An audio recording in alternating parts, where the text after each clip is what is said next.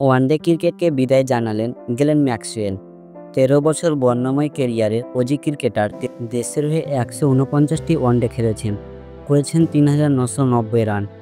৪টি সেঞ্চুরি ও ২৩টি half century আছে ম্যাক্সওয়েলের নামে। এছাড়া ৭৭টি উইকেটও তুলেছেন।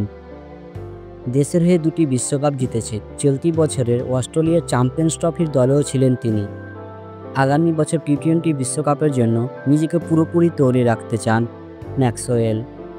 বিদায় বেলায় সাক্ষাৎকারে তিনি বলেছেন, আমি নির্বাচক প্রধান জর্জ বেইলিকে জিজ্ঞেস করি কোন দিকে আমরা এগোতে চলেছি। আমরা ২০২৩-এর বিশ্বকাপ নিয়েও কথা বলি। আমি তাকে বলি, আমার মনে হয় না আমি এতদিন খেলতে পারবো, তাই এখন থেকে আমার জায়গায় নতুন প্লেয়ারকে আনার পরিকল্পনা শুরু করা উচিত। আমি সবসময় বলেছি, যতদিন আমি ভালো খেলতে পারবো বলে মনে করি ততদিনই জায়গা ছাড়বো না, কিন্তু ব্যক্তিগত স্বার্থে সামনের সিরিজগুলোতে আমি জায়গা আটকে রাখতে চাই না। ৩৬ বয়সী তারকা সাম্প্রতিক সময়ে একেবারে চেনা ছন্দে ছিলেন না।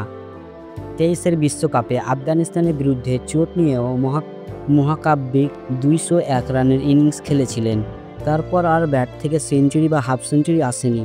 তবে অস্ট্রেলিয়ার শেষ টি-২০ দলেও ছিলেন, কিন্তু সমস্যা হচ্ছে সেখানেও ধারাবাহিক নন। আইপিএলের পুরনো ম্যাক্সওয়েলেরই ছায়া দেখা গিয়েছে।